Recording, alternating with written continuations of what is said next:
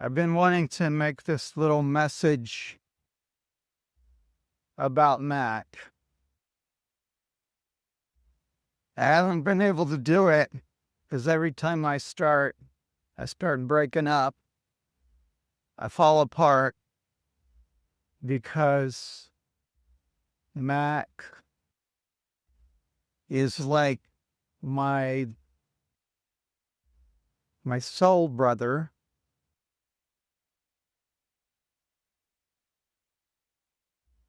I want to tell some stories about Mac.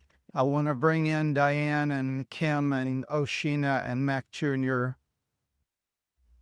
with love because they're all part of the picture. They're all part of the world that I entered back in about 1974 when I came to Nashville, and then I was staying at Roger and Debbie's, and they said, let's go to this picnic in Bon Aqua. And we came to the picnic, and I did not know what was going on there. I did not know what was about to happen.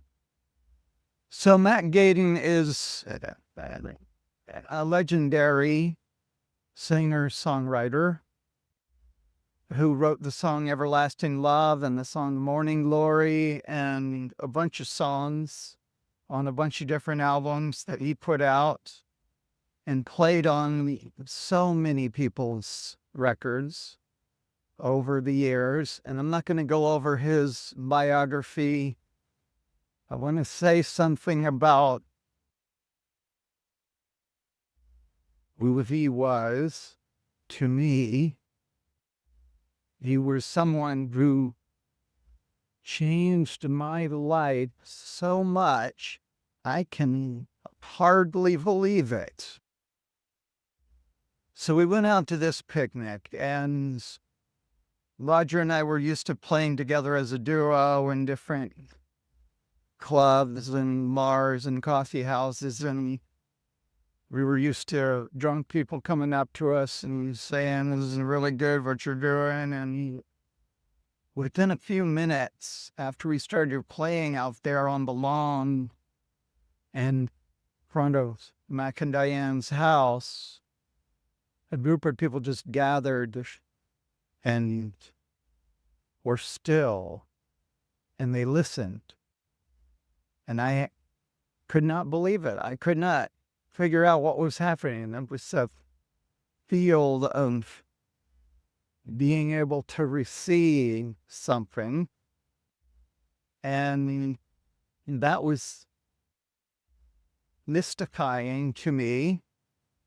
And then Mac came out, and Mac started playing, and I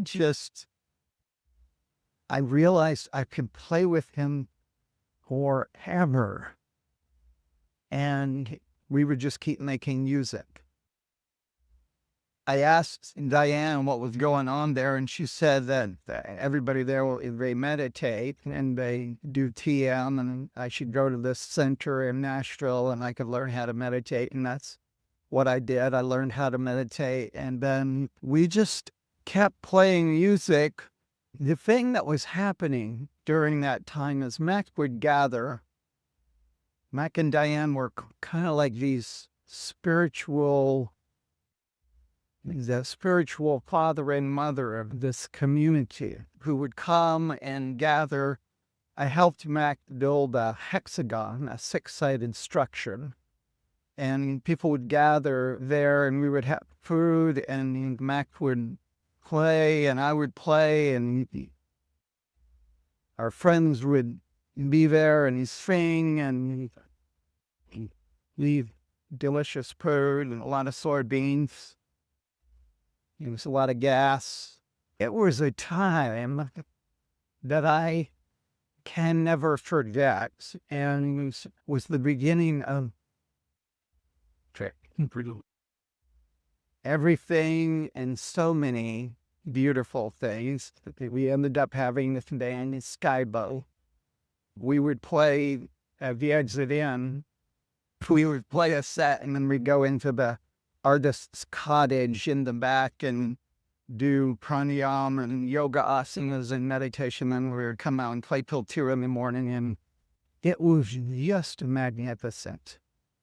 I eventually had the idea that I wanted to learn how to teach meditation, and when I left to go to this academy in upstate New York to begin the process of doing a work study to learn how to teach meditation, Max said, "Well, just remember, yeah, you're always going to be a Ragdaddy." And I'm glad he told me that, because I pretty much always am. Mac and Diane have just threaded through my whole life. There has never been a creative partnership that I know of like that of Mac's with Diane's. She's like the ringleader, the person who's just always making it happen. And we were together when we first had the experience of sitting with Maharishi Mahesh Yogi at the airport in Atlanta when Maharishi was waiting to board a plane. And there was a little group of people that knew that he was going to be there, and he managed to get on the inside track, and we were there. I don't know whether Mac had written Waterboy at that point, but Waterboy is about Maharishi. I went out to LA with Mac one time, which was just a crazy trip. We ended up visiting with J.J. Cale. Mac and I wrote this song together. He mostly wrote it, but somehow or other he kind of made it like I was helping him to write it. And we bought this little Casio keyboard at a department store, and we wrote this song. And then we were trying to figure out if we could do a demo of it to give to a record company while we were there. And we went to visit JJ, and we had this long day with JJ, and he just said, "Let's just go into my studio and I'll get on the mics and sing the song." And that obviously wasn't a good way to do this, but that was an episode. And what I want to say about Mac is that he was big. He was a digger.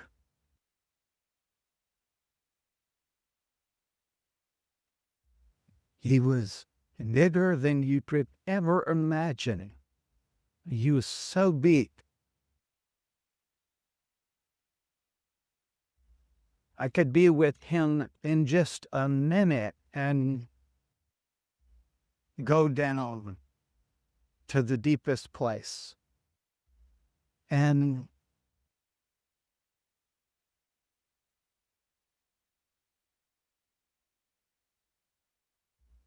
last night, as I was waking up and going in and out of sleep and thinking about Mac and thinking about him so much, I feel like those of us who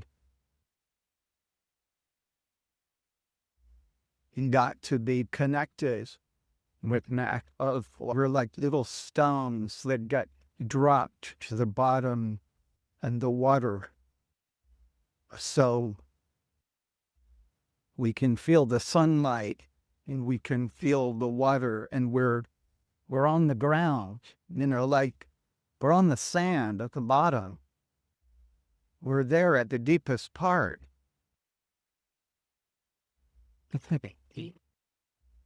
Much can be made of the fact that Mac lived in different worlds. He lived in so many different worlds. He was always in a different world, but he was so grounded and he had so much stamina and light.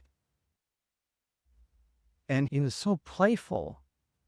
One of the last times I visited with him was when I came back to play in the concert that they did, Friends Over in Nashville. And when I came up to Mac and Diane's apartment, and He opened the door. He was hiding behind the door. I think he thought it was a good joke. And he was just always coming up with things out of the air. Beautiful things, beautiful words, beautiful observations, beautiful connections. He knew things. He knew things.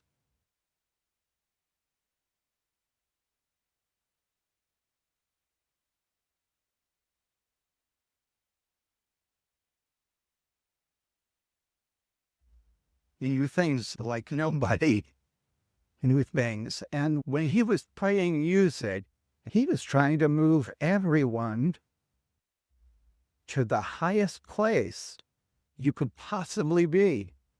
He was always doing that. That music, so many songs, song after song, just touches me and moves me. It's not just good music, it's messages from a place that you will never find anywhere else.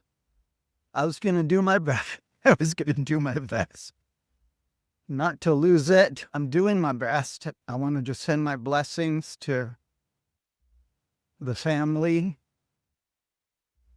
and good wishes. That thing about being the stein that drops to the bottom of the ocean of Mac and he just sits there on the bottom and just is enjoying all the sunlight and all the beautiful water. What it feels like to me is, in some kind of way, Mac has made us permanent. You know, there's that line in the Smokey Robinson tune, Tracks of My Tears. She may be cute, but she's just a substitute because you're the permanent one.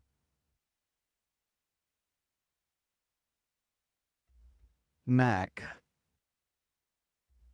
He's the permanent one.